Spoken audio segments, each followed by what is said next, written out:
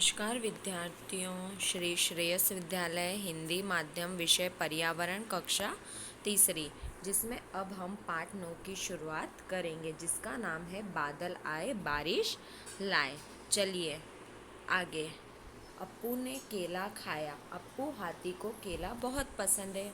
वह रोज केले के पेड़ से केले तोड़कर खाता है। एक दिन उसने देखा कि केले के पेड़ मुरझा रहे हैं। बहुत दिनों से बारिश जो नहीं हुई है। अब अप्पू हाथी ने क्या देखा, उसे केले बहुत पसंद है, तो केलों के पेड़ से वह केले तोड़कर खाता है। उसके बाद में वो सोच रहा था कि देखो ये पेड़ तो मुरझा रहे हैं, काफ़ी दिन हो गए बारिश नहीं हुई है। चलिए आगे। अप्पू बोला, मैं अभी अपनी सूंड में पानी भरकर लाता हूँ। वह नदी की ओर चल पड़ा। नदी से अप्पू ने जी भरकर पानी पिया। सूंड में पानी भर भर कर वह खूब नहाया। अब उसने क्या किया कि चलो अब मैं अपनी सूंड में पानी भरकर लाता हूँ और पेड़ को पानी देता हूँ। तो अप्पू कहाँ चल पड़ा, तो देखिए पानी की तरफ चल पड़ा। अब पानी की ओर जाने के बाद वो उसने क्या किया, वह खूब नहाया। उसके बाद उसने खूब पानी पिया। चलिए आगे देखिए। फिर सूंड में पानी भरा और जाकर केले के पेड़ों को भी नहला दिया। पानी मिलते ही केले के पेड़ खिल उठे। अप्पू बोला, अब मैं रोज तुम्हारे लिए पानी लाऊंगा, तुम मुझे मीठे मीठे केले जो देते हो। अब अप्पू ने क्या बोला कि अब मैं रोज तुम लोगों के लिए पानी इसी तरीके से अपनी सूंड में भरकर लाऊंगा। क्यों? क्योंकि तुम मुझे मीठे मीठे फल देते हो। देखिए अप्पू किस तरीके से केले के पेड़ों को नहला रहा है ना। चलिए अब आगे। तो हमसे यहाँ पर कुछ प्रश्न पूछे गए हैं।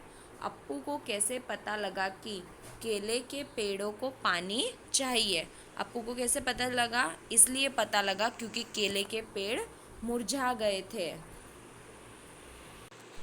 देखिए आगे। अप्पू को क्यों? क्योंकि उसके पेड़ मुरझा रहे थे, जिसे देखकर उसे पता चल गया कि केले के पेड़ों को पानी की ज़रूरत है। आगे का प्रश्न, तुम्हारे घर के आसपास के पेड़ों पौधों को पानी कहाँ से मिलता है? हमारे घर के आसपास के ज़्यादातर पेड़ पौधों को बारिश से पानी मिलता है। कुछ पौधों में मैं खुद पानी डालता हूँ। तीसरा प्रश्न, अप्पू हाथी नदी से जो भी जी भरकर उसने पानी पिया। तुमने जानवरों को कहाँ कहाँ पानी पीते देखा है? मैंने जानवरों को पानी पीते नदियों में, तालाब और बाल्टियों में देखा है। आगे प्रश्न 4, क्या तुमने कभी किसी जानवर को पानी पिलाया है? अगर हाँ तो कैसे? हाँ, मैंने गाय और कुत्तों को पानी पिलाया है। आगे का प्रश्न, जिन जानवरों को कोई पानी नहीं पिलाता वे पानी कहाँ से पीते हैं? वे सारे जानवर नदियों, तालाब, नालों और गड्ढों आदि से पानी पीते हैं। चलिए अब हमने सारे प्रश्नों के उत्तर जान लिए। अब आगे। कहानी में तुमने पढ़ा कि केले के पेड़ को अप्पू हाथी ने पानी दिया। असल में तो हाथी पेड़ों को ऐसे पानी नहीं देते, तो फिर उन पेड़ पौधों को पानी कहाँ से मिलता है जिन्हें कोई पानी नहीं देता? तो वो कहाँ से मिलता है उन पेड़ पौधों को पानी? बारिश से। पेड़ पौधों को ज़्यादातर पानी बारिश से मिलता है। बारिश आते ही पेड़ पौधे खिल उठते। आओ बारिश की और बारे में हम एक जानकारी और एक कविता पढ़ें। चलिए तो देखिए बारिश देखिए यहाँ पे आपको चित्र बताया हुआ है। बादल आए, बादल आ रहे हैं, देखिए यहाँ पे गोरे गोरे काले काले बादल आए जादू वाले। कुत्ता गैया हाथी घोड़ा और कभी हंसों का जोड़ा, या फिर बनकर अरना भैंसे दौड़ेंगे होकर मतवाले।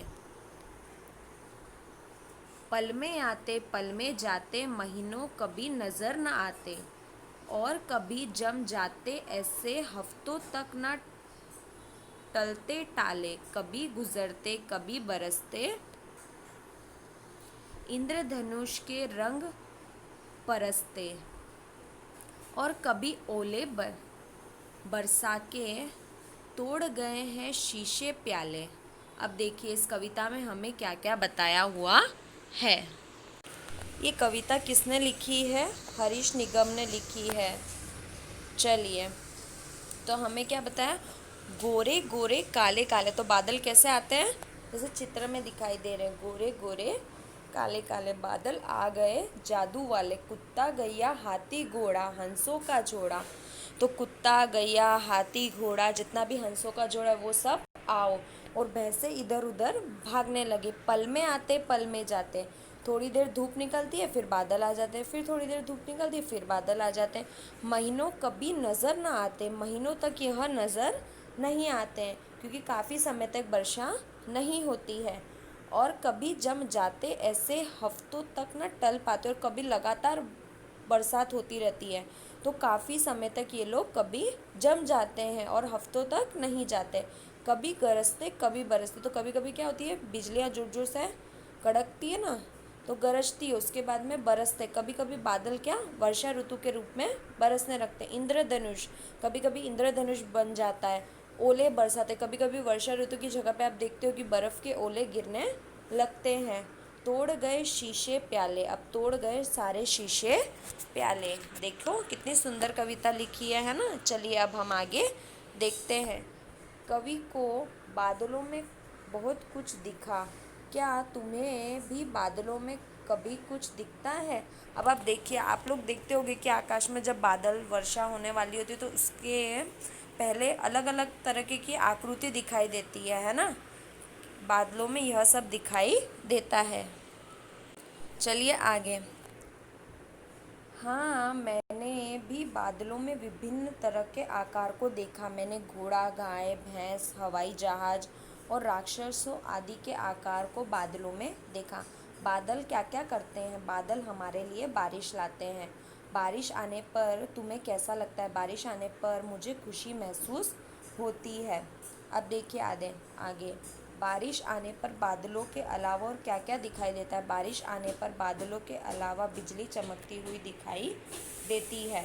आगे, क्या तुमने कभी इंद्रधनुष देखा? इंद्रधनुष कब दिखाई देता? हाँ, मैंने इंद्रधनुष देखा है। बारिश के तुरंत बाद इंद्रधनुष दिखाई देता है। बारिश होने पर क्या क्या होता है? बारिश होने पर दिन ठंडा हो जाता है, आकाश बादलों से घिर जाता है, मेंढक टहराने लगते हैं, हम लोग कागज़ की नाव बनाकर गड्ढों में तैराते हैं।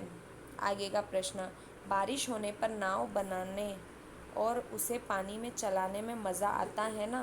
कागज़ की नाव बनाओ और उसे पानी में तैराओ, ये आपको स्वयं करना है बारिश के मौसम में। क्या तुमने बारिश में कोई परेशानी झेली है या देखी है? अपने अनुभव के आधार पर यहाँ पर आपको चित्र बनाना है ना। चलिए आगे। एक बार जब तेज़ी से बारिश हो रही थी तो हमारी गली में पानी भर गया था।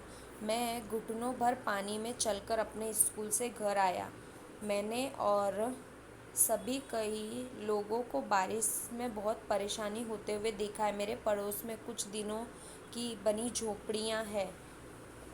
उन छत पर बारिश में टपकने लगती है। इन घरों में रहने वाले लोगों को बारिश में बहुत कठिनाई का सामना करना पड़ता है। अब आप देखते हो कभी कभी बाढ़ आ जाती है, तो बाढ़ आने से कई सारे घर डूब जाते हैं, कई जानवर मर जाते, तो ये सारी कठिनाई आपको लिखनी है।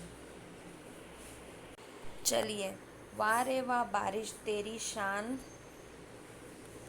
कोई है और कोई है खुशी कोई परेशान।